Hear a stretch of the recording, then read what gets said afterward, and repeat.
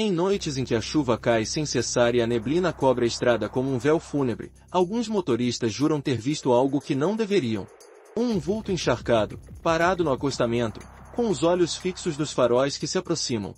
Ninguém sabe exatamente quando começaram os relatos, mas eles sempre coincidem com tempestades violentas, daquelas que parecem querer varrer tudo que respira para longe. Alguns dizem que o homem é apenas um louco perdido na madrugada. Outros afirmam que ele já estava morto quando estendeu a mão pedindo carona.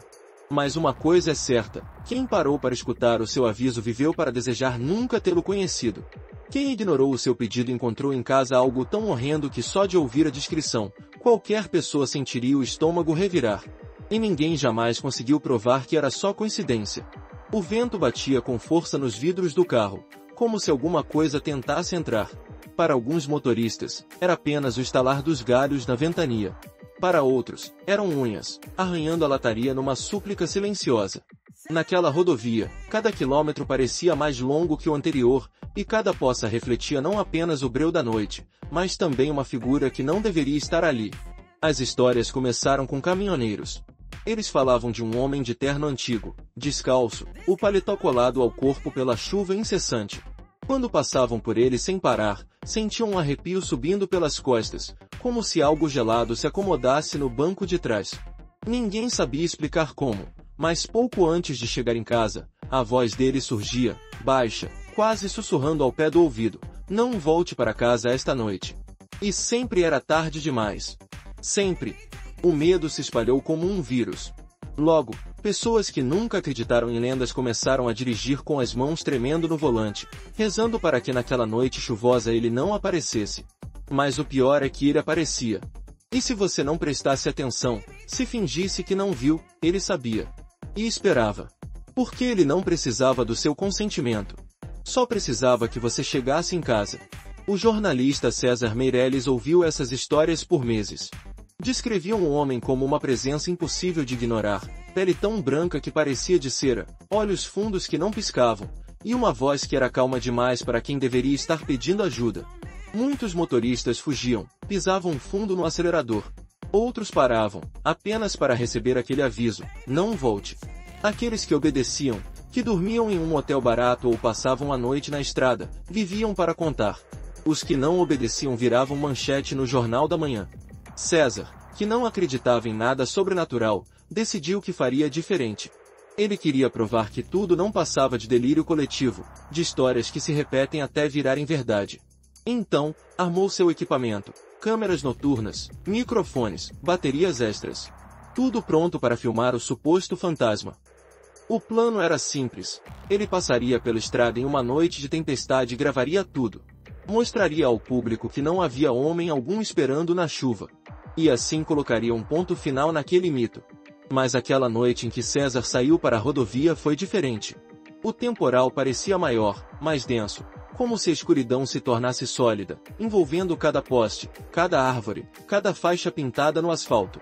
O vidro do carro começou a embaçar por dentro, apesar do ar-condicionado ligado no máximo. O relógio digital piscava 23 horas e 59, e a chuva caía tão forte que parecia que o mundo inteiro estava se desfazendo em água.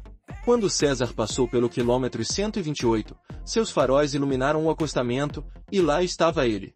O homem de paletó, imóvel, a mão levantada. Seu rosto parecia tão pálido que reluzia na escuridão. Por um segundo, César pensou em acelerar. Mas então a figura ergueu o rosto.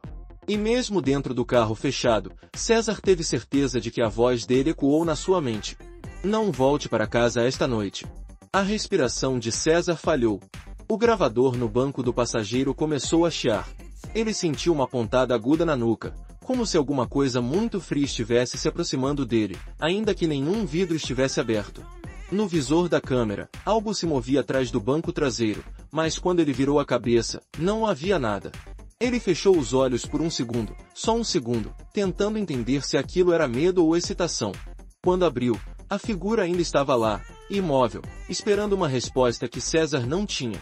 Algumas lendas devoram você por dentro, mesmo antes que a morte chegue.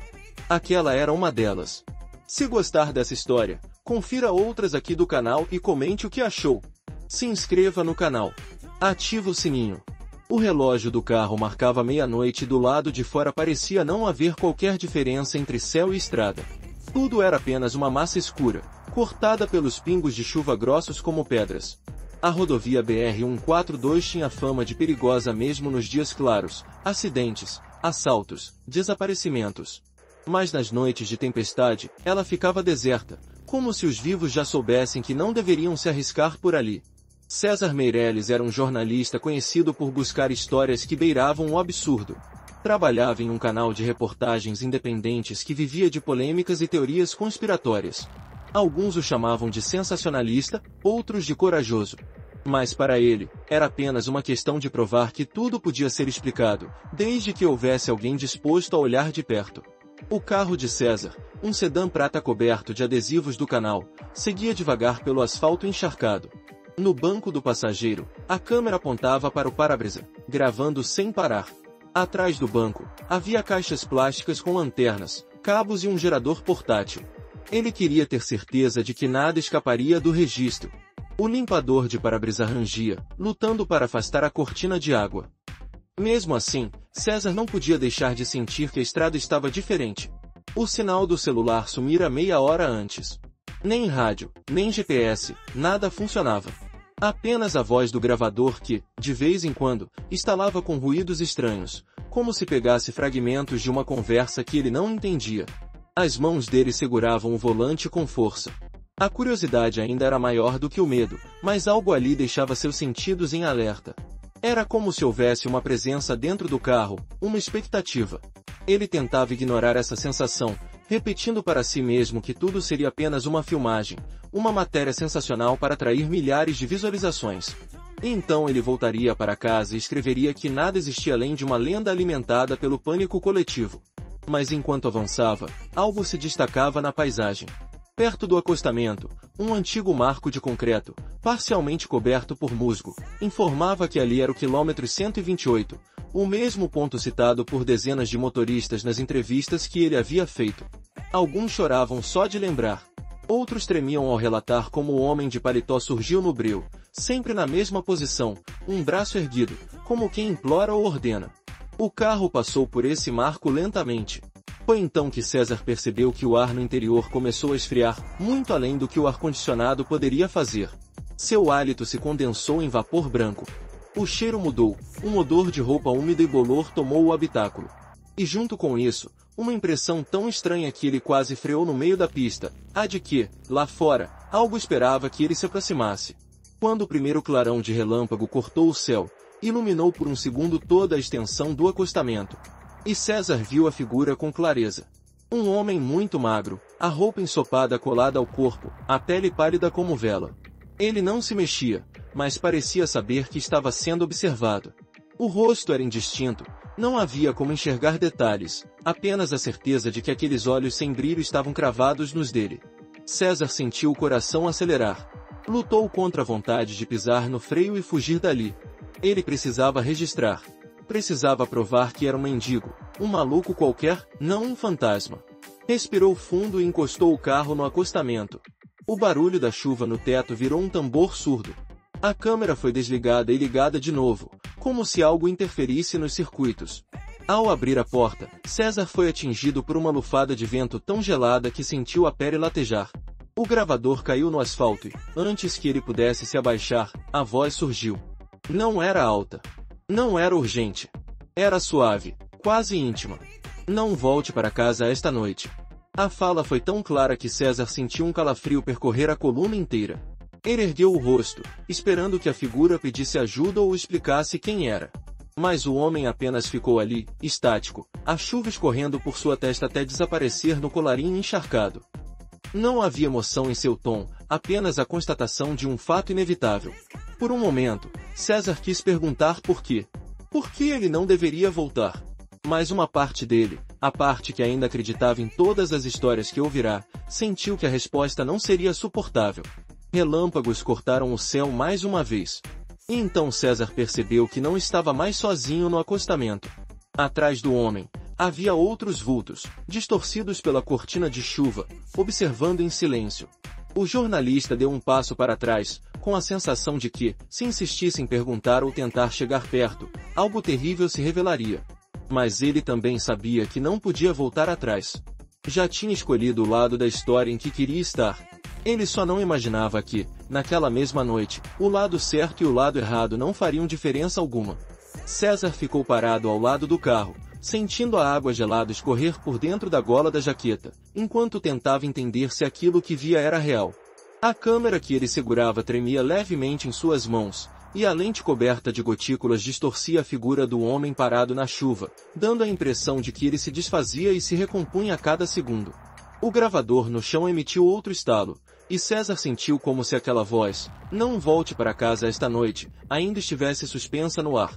O vento mudou de direção, trazendo com ele um cheiro que não combinava com chuva, um odor forte de terra revirada, como se um campo de sepulturas tivesse sido remexido. Ele ergueu a câmera e deu 2 passos, aproximando-se do homem. Queria perguntar seu nome, perguntar o que significava aquele aviso, mas a garganta parecia bloqueada. Tudo ao redor ficou silencioso. Nenhum som de grilo, nenhum rugido distante de motor, apenas o bater ritmado da chuva sobre o asfalto. Foi quando César reparou nos outros vultos atrás da figura principal. Estavam todos imóveis, mas não era só isso que tornava aquela visão tão incômoda. Era o modo como seus corpos pareciam errados. Alguns eram altos demais, magros demais, os braços pendendo como galhos molhados. Outros estavam meio dobrados, como se seus ossos tivessem perdido qualquer rigidez. Ele forçou os olhos para tentar discernir detalhes, mas a chuva densa parecia ter vida própria, sempre formando uma cortina entre ele e aqueles observadores silenciosos. O homem de paletó não se moveu nem 1 centímetro, mas César teve a sensação clara de que ele sabia exatamente o que se passava em sua mente, cada dúvida, cada medo. Era como encarar um espelho que refletia não apenas o rosto, mas os pensamentos mais profundos e a culpa que ele tentava ignorar. Quem é você? César conseguiu articular, a voz soando pequena no meio da tempestade. O homem não respondeu. Apenas manteve o braço estendido, a palma aberta como se pedisse para que ele parasse ali e não avançasse mais. Os vultos atrás dele continuavam imóveis. Mas César viu, ou imaginou ter visto, que algo se movia entre eles. Algo rastejante, baixo, que riscava o asfalto com unhas compridas. Um clarão iluminou tudo por 1 segundo. E foi nesse momento que ele percebeu algo que gelou o sangue em suas veias. Havia pegadas no acostamento, indo da beira da estrada até a porta do passageiro do carro. Pegadas profundas, alagadas, como se alguém tivesse andado ao lado dele o tempo todo. Mas não havia mais ninguém ali. César se virou, procurando qualquer sinal de outra pessoa. As pegadas simplesmente terminavam junto à porta, e dali não havia mais marcas, como se a figura tivesse entrado no carro sem jamais abrir a porta. O medo começou a crescer em ondas, latejando na base do crânio. Ele inspirou fundo, buscando um raciocínio lógico. Talvez fossem só marcas antigas, feitas por algum outro viajante. Talvez tudo não passasse de coincidências. Mas enquanto forçava a mente a encontrar explicações, o gravador no chão voltou a chiar, e uma voz, diferente da anterior, rouca, muito mais agressiva, sussurrou algo que ele não conseguiu entender. Parecia outro idioma. As sílabas soavam como uma ameaça antiga, algo que nenhum ser vivo deveria repetir. Foi aí que a chuva engrossou de um jeito que ele nunca vira. Em segundos, a água cobriu seus sapatos e começou a subir pelo asfalto, como se o acostamento estivesse se transformando em um pântano. O carro parecia afundar alguns milímetros a cada instante. Ele deu um passo para trás, levantando a câmera, e viu que as luzes do painel piscavam, os faróis se apagando e reacendendo. Dentro do veículo, um vulto apareceu no banco traseiro. Era só uma silhueta, uma sombra sem feições. Mas César teve certeza de que o observava. Sentiu o estômago virar, como se um líquido gelado escorresse por dentro de si. Aquele era o ponto em que todas as histórias sempre ficavam vagas. Ninguém nunca tinha descrito com clareza o que vinha depois do aviso. A voz voltou, mais alta, soando como se surgisse de todos os lados ao mesmo tempo. Não volte para casa esta noite. As palavras se repetiram 1, 2, 3 vezes. Cada repetição mais nítida, mais próxima.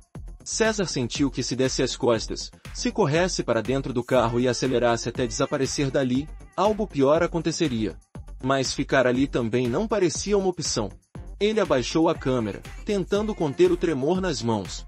O rosto do homem de paletó parecia mais definido agora, como se o temporal finalmente tivesse lavado parte da névoa que o cobria. Mas a imagem não trazia alívio. O que viu foi um semblante de ossos à mostra, a pele translúcida esticada sobre uma caveira, os olhos negros como crateras. César engoliu em seco e deu mais um passo para trás. Sentiu o asfalto ceder sob os pés, como se um buraco se abrisse ali mesmo, pronto para engoli-lo. Naquele instante, compreendeu que não se tratava apenas de uma lenda ou de um aviso supersticioso. O homem que esperava na chuva não era um mensageiro. Era um carcereiro. E ele não ia permitir que César deixasse aquela estrada sem fazer uma escolha. César lutava contra o pânico enquanto sentia os pés afundarem. A água subia rápido demais, lambendo o capô do carro, que agora parecia morto, silencioso e pesado como um caixão. O farol dianteiro piscava, iluminando intermitentemente o rosto deformado do homem que esperava na chuva. Cada lampejo trazia um detalhe novo: a pele rasgada na bochecha, o osso do maxilar exposto, as costelas sob o paletó ensopado. Mas nada era tão horrível quanto os olhos, dois poços escuros que absorviam toda a luz e toda a esperança. Ele tentou se convencer de que precisava voltar ao carro, ligar a ignição, fugir. Mas a cada passo para trás, o asfalto se desfazia em uma massa lamacenta que sugava seus tornozelos. O gravador, que ele quase esquecia no chão, crepitou uma última vez antes de explodir em uma faísca azul, como se queimasse por dentro. O clarão breve iluminou as silhuetas atrás do homem. Agora César tinha certeza de que não eram simples vultos. Eram corpos, homens e mulheres com o mesmo paletó encharcado, os rostos dilacerados, os olhos pretos. Cada um deles parecia carregar uma ferida mortal que jamais se fechou. O jornalista abriu a boca para gritar, mas sua voz não saiu. A própria chuva parecia querer calar qualquer ruído que viesse dele. Sentiu uma pontada no peito, como se o ar tivesse sido arrancado dos pulmões. E nesse vazio absoluto, algo se moveu dentro do carro. A porta do motorista rangeu. Muito devagar, começou a se abrir sozinha. O som foi tão agudo que o tímpano dele latejou. Ele girou o corpo e viu que o banco traseiro não estava mais vazio. A silhueta que observara antes tinha se aproximado do encosto, agora tão próxima que parecia prestes a sair. Aquela coisa não tinha rosto, era uma massa de sombra e ossos, um corpo retorcido debaixo de um sobretudo escuro. E apesar de não ter boca, a voz surgiu, como um sussurro dentro da mente: volte para casa. César caiu de joelhos na água que já chegava à cintura. A correnteza lamacenta se formava a partir de nenhum lugar, arrastando galhos, latas e até ossos que ele preferiu não encarar de perto. O homem do acostamento inclinou a cabeça, estudando com uma calma impossível. E então falou outra vez, dessa vez com os lábios rachados se movendo: ou fique comigo. Por um instante, César compreendeu que era esse o destino de quem parava ali, escolher entre voltar e perder tudo, ou ficar e perder a si mesmo. O desespero tomou conta. Ele se ergueu, os joelhos tremendo, e correu na direção do carro. A mão segurou a maçaneta da porta aberta, pronto para se atirar para dentro e arrancar dali. Mas quando virou o rosto, viu que todas as silhuetas no acostamento tinham dado um passo à frente. Agora estavam alinhadas, formando uma parede de figuras famintas, os olhos vazios fixos nele. O homem de paletó ergueu o braço novamente, mas não para pedir carona. Era um gesto de acusação, como se marcasse César para algo inevitável. O carro começou a afundar de verdade, submergindo como um objeto velho e podre. Quando ele pulou para dentro, a água jorrou pelos vãos das portas, cobrindo o assoalho. O interior ficou gelado como um túmulo aberto. E lá estava ela, a sombra sem rosto sentada no banco traseiro. De perto, César viu que dentro daquela forma escura havia coisas que se mexiam, braços finos demais, cabeças encolhidas, bocas que abriam em gritos sem som. Ele recuou, pressionando as costas contra o painel. Seus dedos tremiam tanto que a chave caiu, afundando na água suja que subia pelo câmbio. Foi então que a porta do passageiro escancarou. A cabeça do homem da estrada surgiu no vão da porta, o rosto pálido e aberto em um sorriso monstruoso. Dos lábios roxos, escorreu uma água tão negra que parecia tinta. E ele disse, com aquela voz baixa e inevitável: escolha. César não podia falar. Não podia pensar. Mas compreendeu, num instante de lucidez apavorante, que não havia escolha nenhuma. Se ele saísse do carro, os mortos o levariam. Se ficasse, algo ainda pior o aguardava. A água encheu o habitáculo até o peito. O motor tossiu uma última vez antes de silenciar para sempre. E então ele sentiu as mãos frias subindo por suas pernas, apertando seus ossos como garras. Cada toque sugava seu calor, sua força. Os vultos ao redor se aproximaram, encostando as testas no vidro. E todas aquelas bocas mortas sussurraram ao mesmo tempo: "Não volte para casa esta noite." O pânico rompeu qualquer resistência. César gritou, mas só bolhas saíram de sua garganta. O carro mergulhou, e o mundo escureceu em uma onda de frio e vazio absoluto. Naquele momento, ele finalmente entendeu por que ninguém nunca contava o que vinha depois do aviso. Porque quem ouvia, nunca mais conseguia se libertar. A primeira coisa que César percebeu foi o silêncio. Um silêncio tão profundo que parecia engolir qualquer memória de som. Não havia chuva, nem vento, nem mesmo o latejar do próprio coração. Ele estava deitado, mas não sabia sobre o que. Sentia um frio pegajoso que grudava em sua pele como uma película de lodo. Quando abriu os olhos, tudo era negro, uma escuridão tão espessa que não permitia distinguir formas. Tentou se mover, mas o corpo não respondeu. Era como se ele não tivesse mais peso, ou como se o corpo nem fosse seu. Ficou ali por um tempo que não soube medir. Podiam ter sido segundos, minutos ou horas. Quando finalmente alguma luz surgiu, não veio de fora, mas de dentro dele. Era uma claridade trêmula, como uma chama pequena prestes a se apagar. Aos poucos, figuras começaram a surgir na penumbra. Uma a uma, sombras humanas se revelaram ao seu redor. Cada uma parecia feita do mesmo lodo que cobria seu corpo. Os rostos eram brancos, mas não pela luz, e sim por uma palidez doentia, cadavérica. César reconheceu alguns daqueles rostos. Eram motoristas que ele tinha entrevistado. Homens e mulheres que haviam desaparecido depois de ignorar o aviso. Alguns com os olhos afundados nas órbitas, outros com a pele estourada em cortes profundos. Todos imóveis, todos olhando para ele. O terror voltou, mas agora era frio, resignado. Ele queria gritar, perguntar onde estava, mas não conseguia abrir a boca. Então, uma figura emergiu do meio do círculo de mortos. O homem de paletó. Seu paletó escuro escorria uma água negra que pingava no chão e sumia. No rosto, a mesma expressão inalterada, uma serenidade que parecia mais cruel do que ódio. César tentou se arrastar para trás, mas algo o prendia. Quando baixou os olhos, viu braços pálidos saindo do chão, segurando seus tornozelos com dedos que pareciam garras. Uma voz ecoou, não nos ouvidos, mas dentro da mente. Você escolheu. Era a voz do homem, mas também era a voz de todas aquelas sombras ao redor. Uma única consciência que falava por muitas bocas mortas. César sentiu que o frio aumentava, subindo pelas pernas até o peito, gelando cada órgão, cada osso. Tentou lutar, mas as mãos o puxavam para baixo, devagar, como se quisessem que ele sentisse cada centímetro da descida. As sombras começaram a se aproximar. Cada uma parava a poucos centímetros de seu rosto. Os olhos mortos se encontravam com os dele. Não havia piedade, nem raiva, apenas uma espera silenciosa. O homem de paletó ergueu uma das mãos e encostou 2 dedos em sua testa. César sentiu uma dor branca, cortante, como se algo rasgasse por dentro.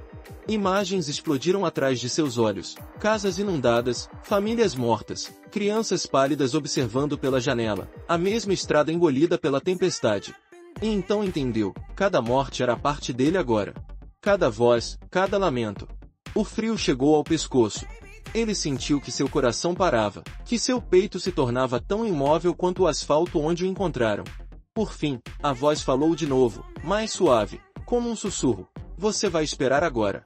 A escuridão voltou, mas dessa vez não havia nada para onde retornar. Não havia casa, não havia estrada, não havia futuro. Apenas aquela ausência imensa que engolia tudo. Quando a chuva parou e a madrugada clareou, a rodovia parecia deserta. O carro de César estava parado no acostamento, vazio, com a porta aberta e as luzes do painel piscando até morrerem. Nenhum sinal do jornalista, nenhuma marca de luta. Só o gravador partido no chão, ainda úmido, que emitiu um último chiado antes de silenciar. No noticiário da manhã seguinte, a apresentadora leu a manchete com voz tensa. O jornalista César Meireles está desaparecido. Seu carro foi encontrado no quilômetro 128 da BR-142, exatamente onde testemunhas relatam o aparecimento do misterioso homem que espera na chuva. Ninguém comentou sobre os rastros de pegadas molhadas que iam do acostamento até a beira da pista. Ninguém quis saber de quem eram. Na noite seguinte, quando a chuva voltou, motoristas relataram ver algo novo no acostamento. Um homem de paletó escuro, com um rosto pálido, erguendo a mão. Mas ao lado dele, outra figura aparecia agora. Um homem de jaqueta, com olhos abertos demais e uma expressão vazia. Como se ele também esperasse. A chuva voltou naquela mesma semana, como se o céu não quisesse mais dar trégua a ninguém. No primeiro trovão, a rodovia BR-142 ficou vazia outra vez, exceto pelos que não tinham escolha a não ser dirigir por ela. Os que passavam, mesmo de longe, sentiam o mesmo arrepio que se espalhava pelos ossos como ferrugem. Muitos se recusavam a olhar para o acostamento. Mas quem olhava, quem tinha coragem ou azar suficiente, dizia sempre a mesma coisa: agora havia dois.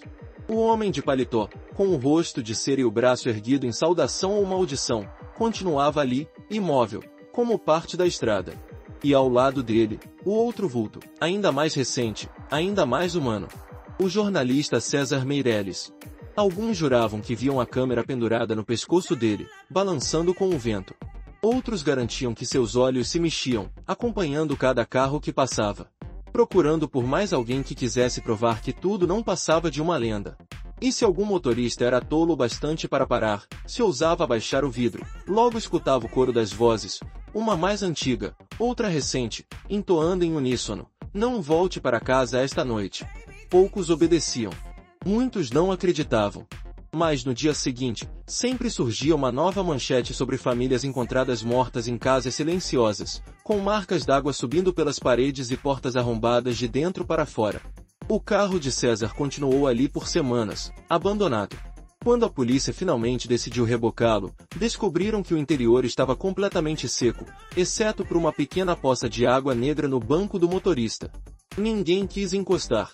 Ninguém quis investigar. Era mais fácil culpar o medo coletivo, a superstição, a imaginação. Mas a cada tempestade, havia mais testemunhas. Mais relatos. Mais histórias que começavam sempre igual: eu vi um homem esperando na chuva. E ao lado dele, outro que parecia ter acabado de morrer. No fim, todos aprendiam da pior forma que certas advertências não são apenas ameaças. São convites. E quem aceita, ou quem ignora, encontra o mesmo destino. Um destino onde tudo o que resta é esperar. Eternamente. Se você gostou dessa história, confira outras aqui do canal e comente o que achou. Sua opinião é muito importante. Se inscreva no canal e ative o sininho para não perder nenhuma história sombria que pode, quem sabe, bater na sua porta em uma noite chuvosa. E da próxima vez que a tempestade começar, pense duas vezes antes de encarar a estrada. Porque talvez alguém esteja esperando por você.